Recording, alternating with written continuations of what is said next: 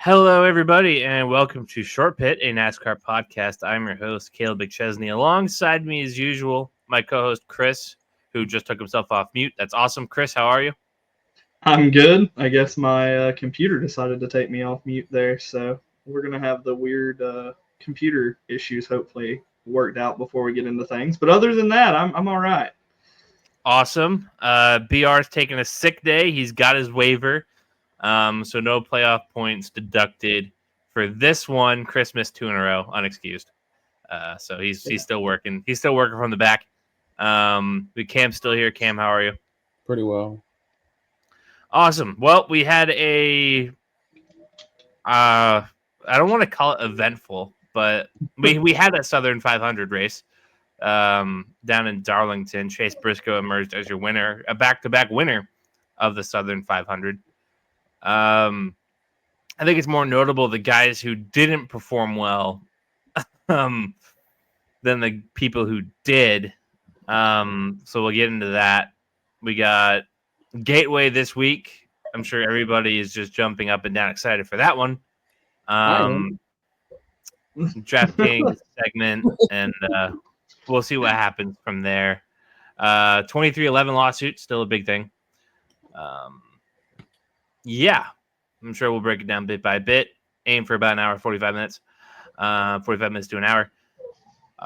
Christopher, how was the Southern 500 for you? Your boy, ho-hum Chase Elliott, finished P17, just 2 spots away from the ho-hum finish. Yeah, I mean the race itself was, to steal one from BR, who's not here, one of the races of all time. Honestly, like it wasn't great, but it wasn't as horrible as it could be, I guess. Yeah, the fandom side of things, the Hendrick Motorsports as a whole just looked slow, mistake filled and slow. So I really just don't know what else to say about that for a Chase. But overall, yeah, the race wasn't too bad, but you still can see the issues, right? I think it was like around like lap 300 or something. Chase had fresher tires and couldn't even unlap himself when he was, battling. So, I mean, you still see that clean air matters more so than anything, especially if we don't adjust the tire compound like we did at Richmond. That's the big thing. Yeah, it was an HMS struggle bus for sure. Cam, anything to add about this race? No, I mean the problems with the car you just kind of see everywhere. But I mean, the one thing about Darlington is because of the tires fall off as fast as they do, it's hard to put on a bad race here. I mean, so the only thing about it is like Darlington does have a tendency to have a guy lead 200, 250, 300 laps. Like that's Yeah, we very saw it in common. the spring.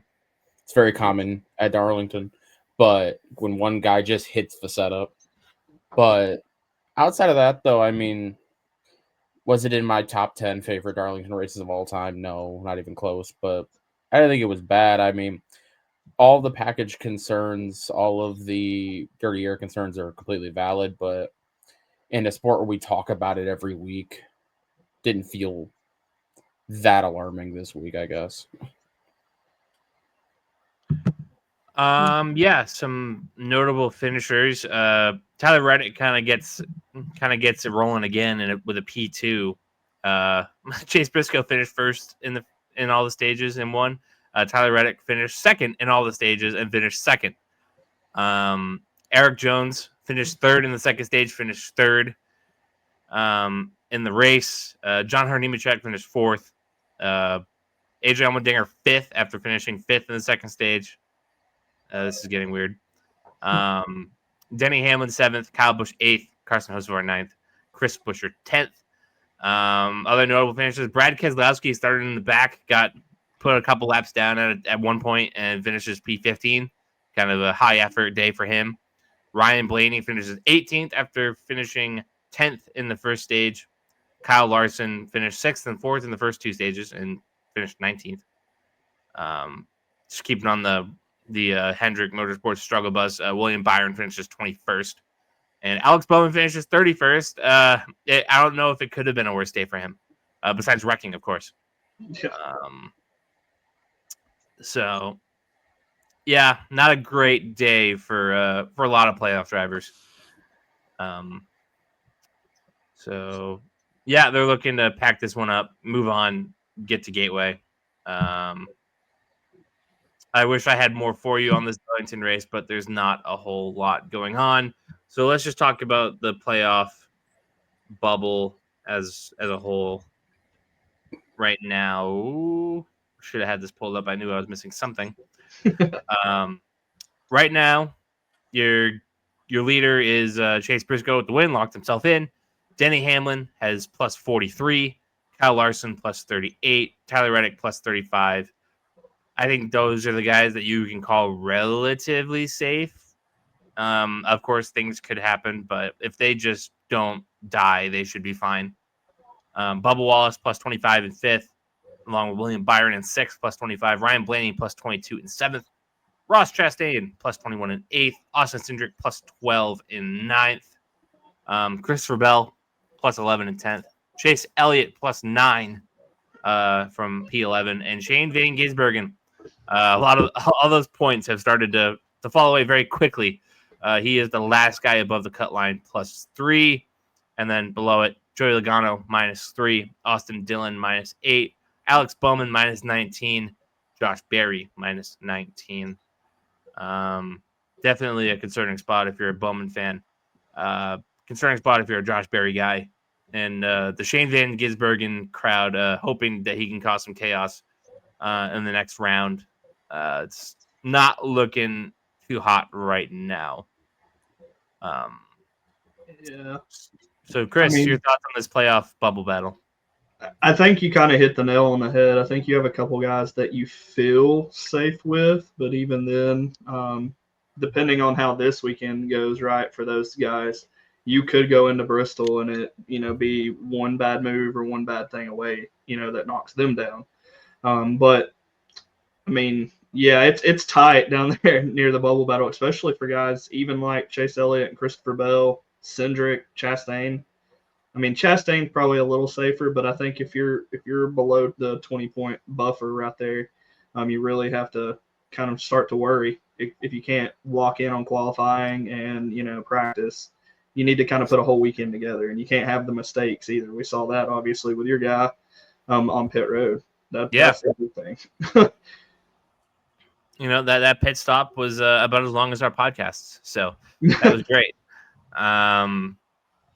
Cam, your thoughts on this playoff? How it's kind of formulated itself through one race? I mean, I think Bell's probably fine. Gateway and Bristol are two really good tracks for him. Those should be decent tracks for the 9, but I don't even know anymore about him. Van Gisbergen, I think, is probably going to be eliminated. And I think Logano will probably hop back over the line with Gateway and Bristol. Barry's got an opportunity with these tracks, but still, that's a long way to go. I think Dylan and, respectfully, the 48 are dead in the water. I mean, the 48's just shown no ability to qualify. You can't be below the cut line and not get and then get up and then come back and not get stage points. Like, it's been all year with them in qualifying, and I just feel like unless all of a sudden they pull a qualifying effort at two really difficult technical tracks that we haven't seen, it's gonna be really. Hey, difficult. he did win. He has won the pole twice at Bristol.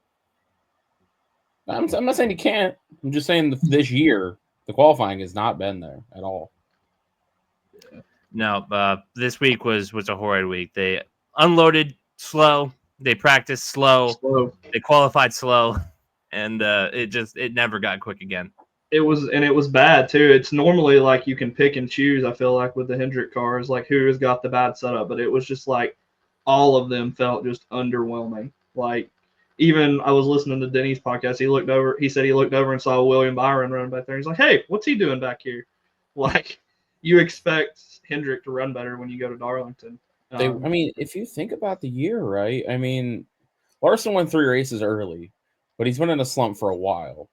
The 9 has been consistent, but rarely race winning fast. William Byron's been the best of the 4, but he's arguably still has only 1 win on speed. Yeah. I mean, yeah, he won Iowa, but there were circumstances. And then we've already discussed Daytona. How much could you really? That's what I'm saying. That doesn't count. That's not speed. Yeah. and then the 48 is we already discussed. So it's like the organization as a whole has kind of felt like it's been off since the spring. I could agree with that. Honestly, yeah. I mean, because they've just not, like you said, Chase has not competed for wins minus the one like he had. And then it was what I think was it Kansas or Kansas that he had good speed and then it was a pit mistake that screwed him there. So I mean, it's so inconsistent from them. Michigan But I don't know. Yeah, a day that we'd like to forget. Yeah. For sure. But it's like it's just really easy to see them kind of spiraling out because like Bowman's behind the 8 ball already in this round. I imagine the 9 survives, but then you got to do it again in the next round. And then Larson's not looked particularly fast either. I mean, and they can't. They've shown no ability to win at Phoenix. So it's like things. I'm just saying things are all right for now, but I'm just saying things could spiral out of control in that organization like really fast. I think whereas I said something like you could have 2 HMS cars or 2 JGR cars in the Final Four, I think if something doesn't change fast, that changes, right? I think you run the risk of only having one, if that, at this point. Yeah, that's a team in desperate need of a kick in the ass. Let's talk about Legacy Motor Club. I know we've kind of mentioned it, right? Both of them in the top 5. Like Eric Jones, I kind of expected. I went with him in the picks piece. Like, dude just shows up in Darlington on Labor Day weekend and just turns into Richard Petty. I feel like, honestly. Toyota in general. Yeah, Toyota in general was strong, but look at Richmond. Look at Richmond. Before Reddick was spun out, but those 2 2311 cars were leading the race. And the Gibbs cars were obviously strong. It was Richmond. And the Gibbs cars were decent, on Sunday. And then you got them. And 2311 was, again, extremely strong. The irony of having to give someone at Phoenix, a 2311 driver, the championship trophy with all the legal stuff going on, if it's not settled by then, would just be beautiful. No, it would be hilarious. Problem is just I've just seen outside of Christopher Bell, I've just seen no indication that anybody can beat Penske at that racetrack. Yeah. Bell's the only one. Yep. And in the year he was there, his brakes went boom. Yeah. Hopefully that changes for him. I was pulling for him last year and he got screwed. Problem is the round of 8 tracks just suck for him. Like, the mile and a half at the front, it's probably all right. But you got Talladega, which is Talladega. And then, he won Martinsville, that cutoff race. But other than that, his Martinsville finishes have been very mediocre. So it's like, even him you look at, you're like, I don't know. Yeah, that round of 8 just sets up like so weird. Like you're going to have guys like Larson and Bell putting everything they have into Vegas. Everything they have into Vegas. And I don't think they're alone. I think there's going to be a few more. Like, honestly. And if they don't get it at Vegas, they're going to put it all into Martinsville at that point. And Ryan Blaney's just going to say, fuck you, I'm Ryan Blaney, and go 3 for 3. Exactly. Not a great setup for a lot of people. Cam, do you by chance follow this Winston Cup Series points guy on? Oh, I love it. I love. I don't have to follow him. He just shows up in my For You all the time. I find it interesting as a fan who got to see kind of the end of that, how close the points battle would be, right? If it was something of that. What's crazy about that too is like, damn the Latford system. If you just took the point system they use now, outside of the playoffs, it's a perfectly good system. Yeah, honestly, outside of the playoffs, I can agree with that. I think it's really interesting because you have. Not just because my guy, right, is leading those Winston Cup standings, but the fact of the matter, like, you got still just as close a points battle. And, like, I think you mentioned it, 30, 40 points back then could have been made up in a race. 2 races. More than that. People that are playoff propagandists have been sharing the Matt Kenseth year where he was up like 400 points with 11 to go. But they're purposely omitting the fact that Jimmy Johnson brought that down to 90 in 11 races. In 11 Like, races.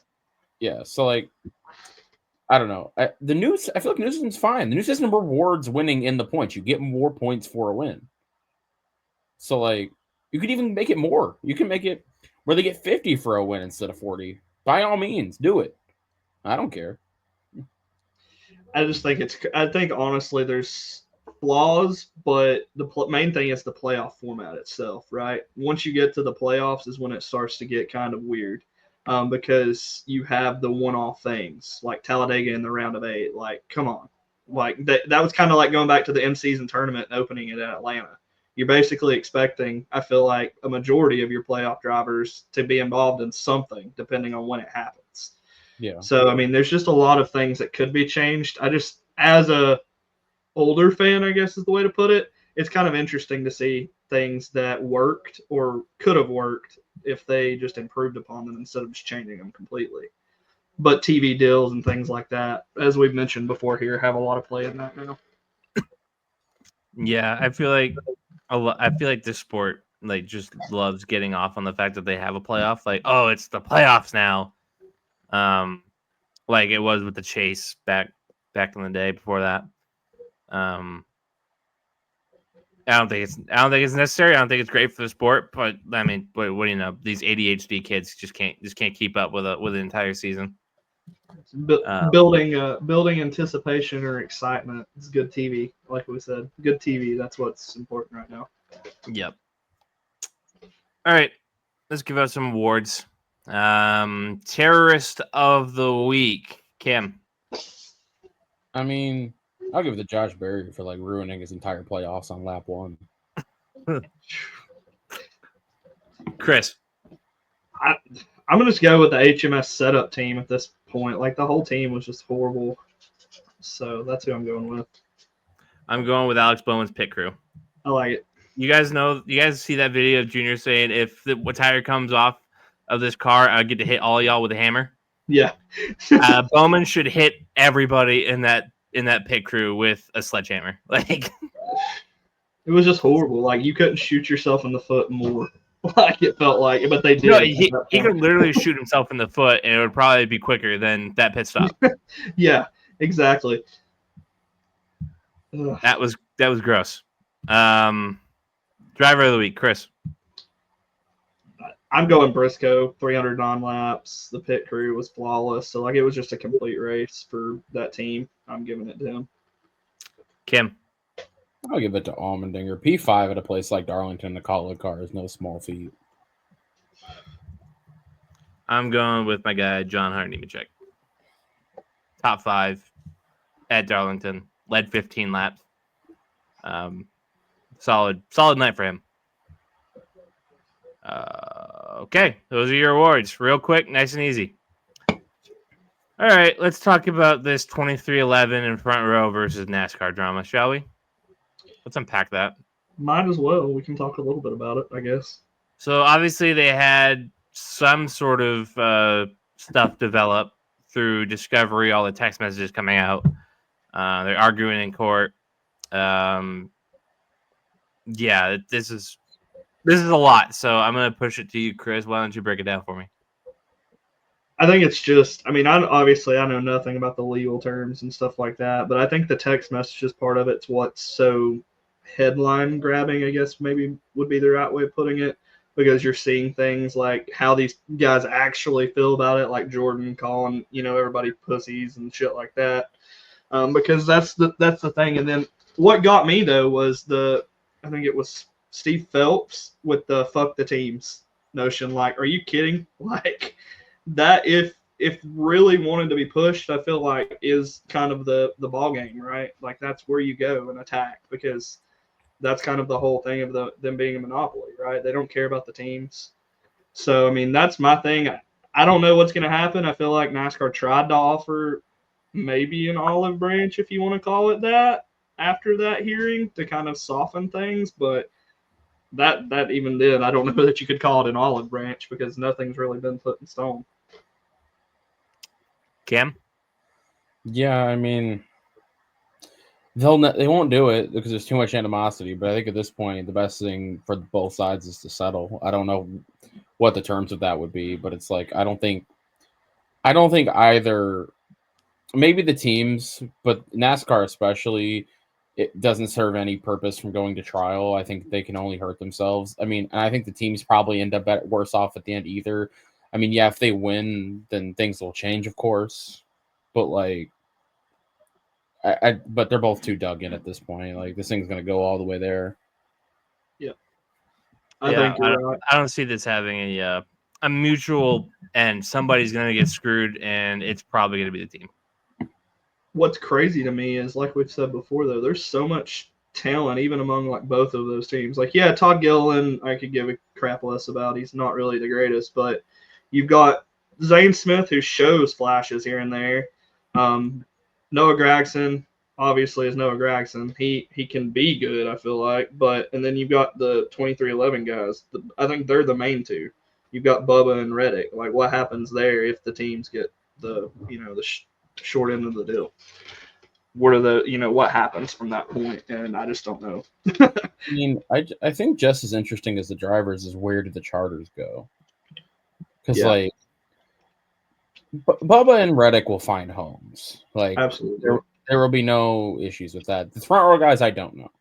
I don't know. I can sit here and tell you who I think the hierarchy there is in terms of what teams will want, but that's a guess. I don't know how the garage feels about the 3 front row drivers. So I have no idea. They could all be out of jobs. I don't know. Like Bubba to Legacy just feels like it makes too much sense. And then Reddick, I mean, Gibbs, Penske, or Hendrick will sign him. I don't know which one, but one of them will. And then I think to kind of play off what you said too. Not only is it just the 2 charters, right, that's in the air for the SHR sales. You've got the 2 other charters that these teams have too. So you've got 6 charters in total. Yeah, I mean, they're just going to be up in the air. And the thing is, I was saying in the group chat we all have the other day, there's only a handful of teams that can buy one, and there's only only a couple that would.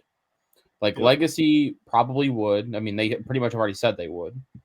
Roush doesn't even count because they already loan a charter that they probably would just buy. So that one's not even included in the 6. And then you got RCR, who would probably feel inclined to buy one, even if maybe they weren't already trying to. And could Hendrick make a big donation to Spire to get a 4th one? I feel like that would be a Penske to Wood Brothers type situation. You can't have a 4th charter anymore. Oh, that's right. The only reason that Hendrick and Gibbs still can is because they already had a 4th. Grandfathered in. Yeah, that's right. Yeah. So no, they can't. That's the thing. That's why I'm saying if they could have a 4th, every team in the garage, with the exception of Penske, Hendrick, and Gibbs, could buy one. But because of that, no. And it's like there's a bunch of teams like there's the junior thing, there's a Junior Motorsports thing, there's the Action Express thing. There's a bunch of teams that come in, and maybe those teams throw a ton of money at a guy like Tyler Reddick or Bubba Wallace, and they go, "All right, man, that's a lot of money, and you're bringing a lot of money. I'm just gonna go over to you." But I think Junior's the interesting one though, because I think a lot of people are clamoring for that. That we want, and even some will say that we need Junior in the the Cup Series. Something to throw out there though too, an outsider, which has been not really an outsider, but a guy who could come back. Chip Ganassi was quoted saying, I saw recently, like, never say never, because he was asked, like, hey, have you talked with NASCAR about charters and things like that? And he's like, no, but not necessarily, one of those things. Like, I don't see him coming back to it, obviously, but, like, it's one of those kind of things where you're like, that'd be cool to see, like, Chip come back. Well, it begs the question, if Ganassi comes back, does Honda come in with him? That would be probably the pull there, if I had to guess. Because the IndyCar team is Honda powered. That would be interesting. That could be what grabs Ganassi back. That's all just and up in the sky. But I'm just saying, like, who knows? Lots to go with this lawsuit, and like Cam said, I don't know if they settle, but if it gets to trial, I think a lot of NASCAR fans and even just guys like us are going to be paying close attention to see what happens. Yeah, and then like it's just interesting because it's like if NASCAR wins this and those guys all do get released, the frenzy that would follow that would be unlike anything that's ever happened in a motorsport ever. Like, especially with Reddick on the market, like there's going to be drivers you think are safe that aren't. For sure. Yeah, I mean, I think easily you could question just about at least one driver on every team right now. Yeah, without a doubt. The only one I think that you wouldn't question, honestly, is Trackhouse. Like, Trackhouse is not going to replace Chastain with Reddick. That's a wash, if not Reddick by a little bit, but probably not. Yeah. They're not going to get rid of Angus SVG. Like, as much as he's, a non-factor on ovals, they're not getting rid of him. No. And obviously, they're not giving up on Zilich. So, I think that's the only team in the whole garage where their 3 cars are safe. Damn, Chris is looking like the McDonald's internet over there. Yeah. Yep. Between the texts of Denny Hamlin saying the his hate of the France family runs deep, between Steve Laletta saying being in the long haul and Jim France dying is probably the best answer. I find it hard to believe that like they're gonna come to a mutual agreement here at the end. It's going all the way, and we'll hope for the best. Either way, it's good. I think it's good content for us if it ends horribly for 2011 in Front Row. I mean, and the thing is too, like if it ends horribly, it's like you lose Jordan out of the sport, which is no small thing. Nope. Then Front Row. No, that's the thing. I feel bad for the Front Row people because no one cares. We want you gone anyway. They're locked in with Long John Silver's. They're a money laundering front. I think that's what it is right now. Like them, that and Love's travel stops. That's what they got. But like, it is funny though. Like you got like Gregson who brought his own. Respect Brillo Pickles. You got Gregson who brought his own sponsorship with like Bass Pro and stuff. Then you got the Love's travel stops, which apparently is just locked in. And then Zane Smith has predatory payday loan lenders. That's it. Like that's what they got. And Aaron's out of nowhere after 16 years.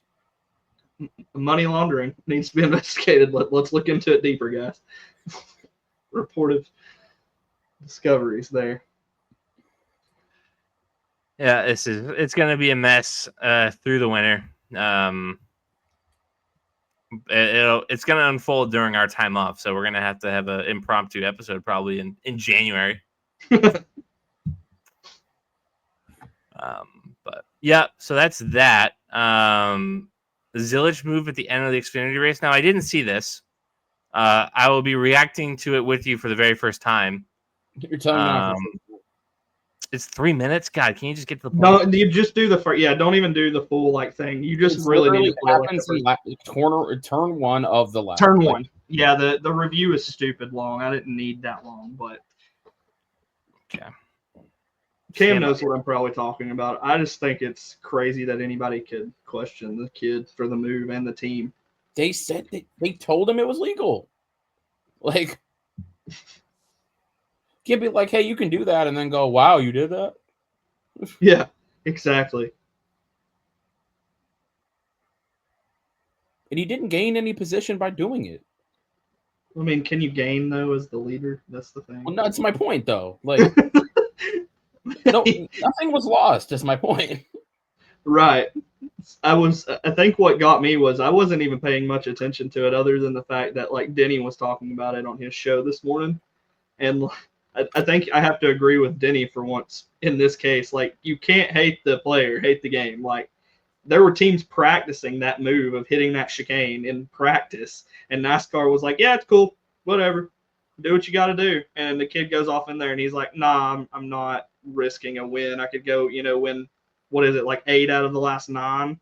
Technically, he's won or something like that. Yeah, if you include the Daytona win, which technically says, yeah. Yeah, but I mean, he goes into there and he's like, nah, I'm good. I don't feel like getting, rear-ended and turned around. He's got 7 since Charlotte, I think, and then he has the 1 extra from Austin at the beginning of the year. I just think it's, like I said again, how are you going to question that move when it's smart and they want him to race. He can't gain anything. He's the leader. And also, So, like, I mean, again, if NASCAR had such an issue with it, they should have told them they couldn't do it. They could have put track limits there at any time.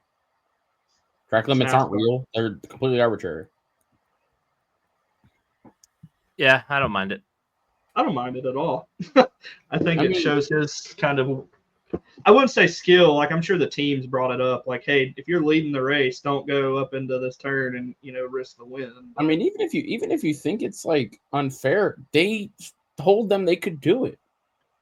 Get over it, basically. Yeah. Like, that's what we're getting at, right? Get over it. Also, oh, boo-hoo. Connor Zillage won a road course. Shocker there. You all are so bad at road. That series is so bad on those things outside of him that Austin Hill runs third at those things every single time because everybody's so bad at them that the car just carries Austin Hill to a top 3 at like every road course. Kills me. So DraftKings does not have any head-to-heads or groups for us yet.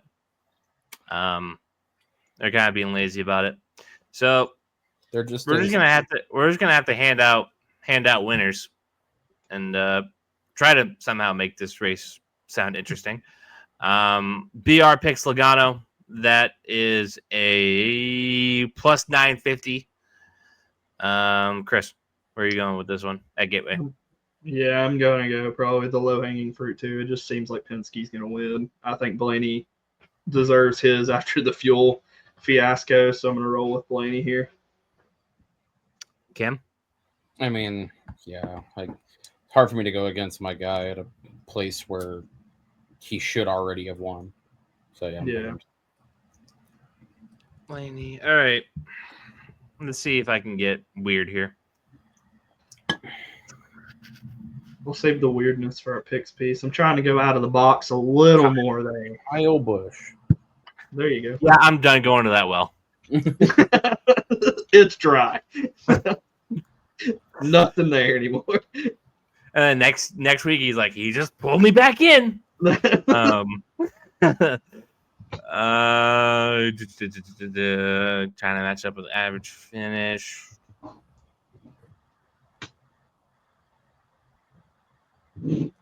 Oh, that's too low hanging fruit. Unreal. This sucks. Like, just the people who have top 5s here, like, it's all like DraftKings is not fooled. Like, they know who's going to finish high.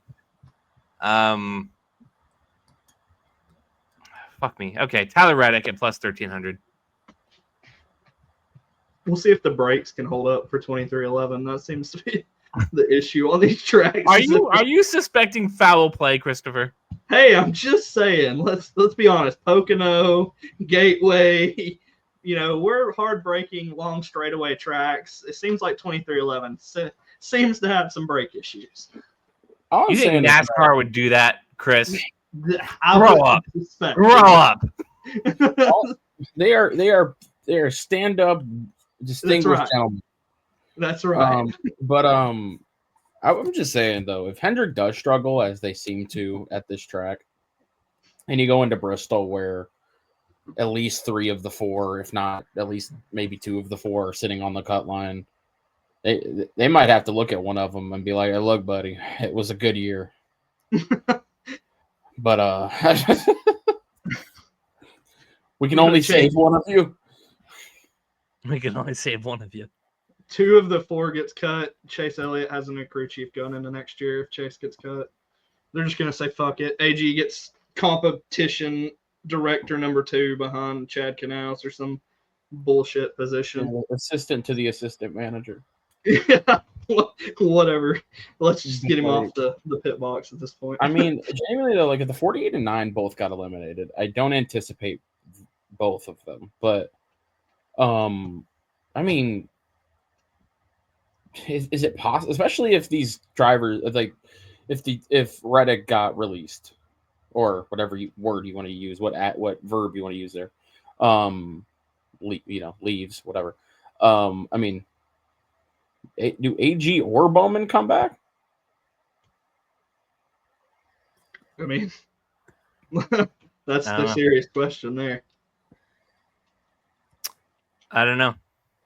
I like to, like it's one of those things where I don't think AG is leaving because he's been there so dang long at this point. Like, but he's definitely We ain't gotta leave at the risk. organization. We just gotta leave the pit box. Yeah. No, it's just funny. It is funny though. Like he'll just, I gotta laugh at him as like a fan, like a neutral fan who doesn't care.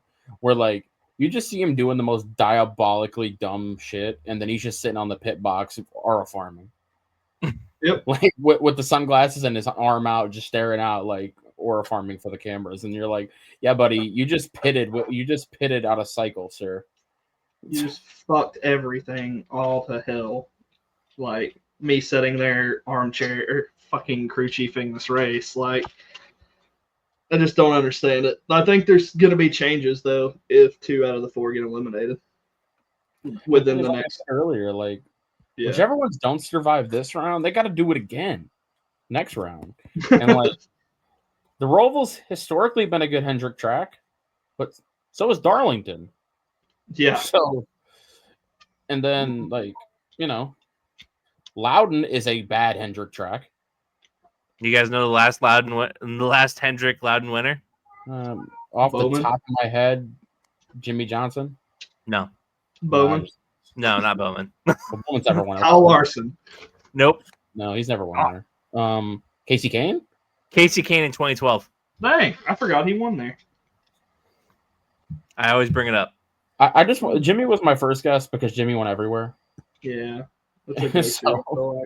Yeah, the Hendrick hasn't won there in 13 years. Yeah, that's a bad Hendrick track. And then what's the middle race? Kansas?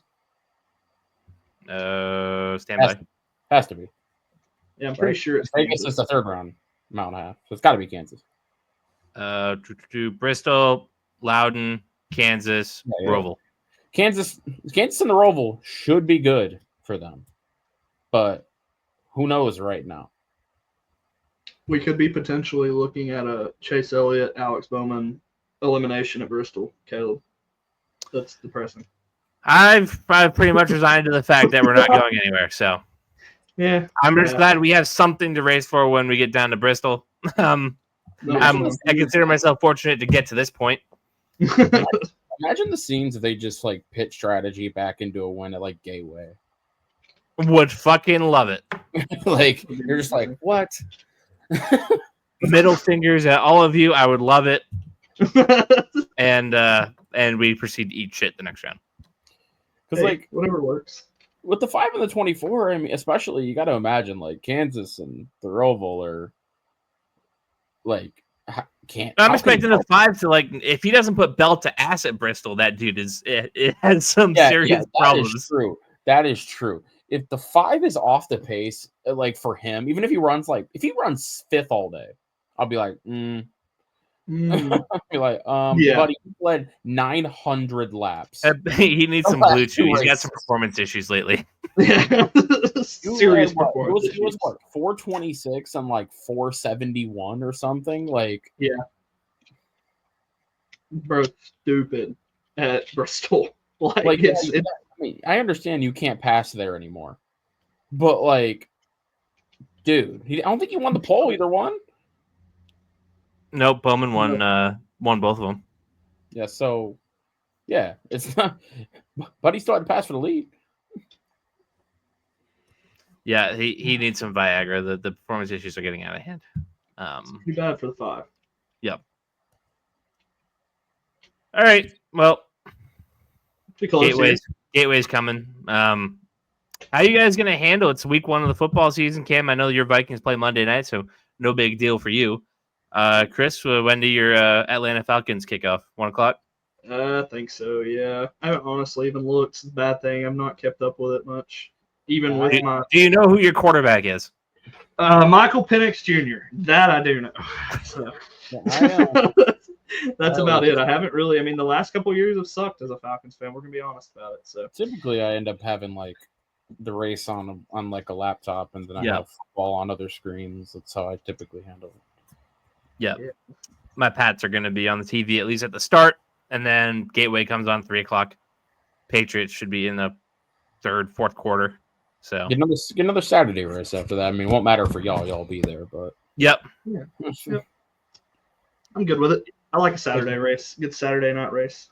I'm just glad it's next week because, Michigan plays it on as a night game, and they're only like big game for the whole year until Ohio State is this weekend. If that was on the Bristol weekend, I'd have been like, dude, really? I don't want to talk about Bristol weekend for my Bulldogs. We play Tennessee that weekend, so I'm going to be wholly involved in a TV right up until the time we leave our Airbnb, Caleb, just so you know. Yeah. Yeah, that's When do gates open at Bristol? How do we plan our tailgate of getting drunk in your minivan? That's a good I will point. say one thing. I think We got a DVD player, so we can just put the game on the small ass DVD player in our. Bring my Fire Stick to plug into the. Yeah, there we go. It's been like abnormally cool around like the entire country recently, but when I went to Bristol and when like I got there like 5 o'clock, that sun was oppressive. Like I had to find sunblock that I had already put some on in the truck. And I go to the track and I'm like, holy shit, I need to buy some. What I have on is not strong enough for this. But, it's been so abnormally cool, like around the whole country. It's probably fine. We'll see what happens. Yeah, they do not have a forecast that far out. And again, how could you trust the weather forecast 11 days out? But it does say the day we get there, it is going to be pissing rain in Bristol. Well, on Thursday night. Get it out of its system. Yeah. I'm good with that. No, like, that's why we booked till Tuesday. That's right. It's been weirdly cold because like I remember going to the Southern 500 a couple of years ago and like wanting to die, and then they showed the weather forecast on the broadcast on Sunday, and it was like 72 degrees at 7 o'clock. I was like, why couldn't that have been me? Yeah. After the sun goes down in Bristol, it wasn't that bad the time we went. Once the sun goes away, it's fine. But like, there's nothing to block that sun out there. We'll figure it out. We're just gonna play. We're gonna take 2 tires, figure strategy out. You know, it'll be fine. I'm assuming you probably have been there and know what I'm talking about. Yeah, I was just saying like. Chris is gonna be able to coach the rest of us dumbasses through. I was like, it was oppressive. I was like, oh my god, my neck is going to be the color of a fire engine if I don't get more sunblock on. Like, I'll tell you what's oppressive. Go watch the Daytona race in July, and it get rained out and not be a night race anymore. My kneecaps were burnt the next day. It was so hot. Yeah, I can imagine. Who sunscreens their kneecaps? Like it was so hot watching that race. I was like, no, I'm never coming back unless it's just guaranteed night race at this point. Like, you better not reschedule it for 12 the next day either. Otherwise, I'm just not doing it. Or it could just go to. I haven't been, and some I still need to do in my life, but I imagine going to the 500 has to be the worst because you're like, dude, I know I'm going to this shit on Monday, or I will need Monday because this race will last till 1 a.m. Yeah, it's a solid assumption. Yeah. Like, when's the last Daytona 500 that wasn't rain affected? It's 23. Been a while. 23 wasn't rain affected? I don't think so. Yeah, I don't think so. Well, Stenhouse, that's when Stenhouse won, right? Yep. It had to be somewhat rain affected. It ended under dark. Yeah, I don't know. Right offhand. Because in an ideal world, the Daytona 500 should end at dusk. It just never does. It was stopped by rain after just 11 laps. Oh, 4-hour delay. Jesus Christ. I was gonna say, but like, that thing ended at night. It had to have been rain affected. I don't remember that at all. That was like the first race I watched. I couldn't remember. Yeah, because 20. This last one was, both Byron ones were. Yeah, both Stenhouse one was. The Hendrick one was. The McDowell one, I think that thing ended at like 1 a.m. That one was super. If it didn't, it felt like it. I remember that race. And then 2020 Hamlet, because like I'm just saying, like it's possible for it to end at night without it being rain delay, but you need some yellows and probably, if not a bunch of yellows, you probably need a red flag for it to end at night without rain delay because you don't even know because it's been rain affected for so long. 15 races and leading to multiple full postponements, including, this is just from what the AI on Google tells me when you search rain delay history for Daytona 500. Full postponements to Monday, including in 2012, 2020, 21, 24, 25, and then the shortening or ending of the races prematurely. Those happened in 65, 66, 2003, and 2009 due to weather. So, like, yeah, feels like rain. Because Always. it was a long time years ago with it not happening. Because I remember my entirely growing up just remembering like the magic of the 500 ending, like as the sun was going down, and like it feels like 10 years damn near now of like it being delayed at least a little. I remember, God, maybe was the Mark Martin Kevin Harvick one rain delayed? You recall, Cam? I was 6, so no. Yeah, but I wasn't much older than you at that point. So. Yeah, I mean, I don't recall that race cognitively. Let's see. I feel like that was like the end of that, if I can recall. Like after that, it felt like it just started to become, like you said, so 2007. No, apparently not. Because like when Trevor Bayne won, Yeah. dusk. When the Truex Hamlin finish, dusk. Yep. When Kurt Busch won, dusk.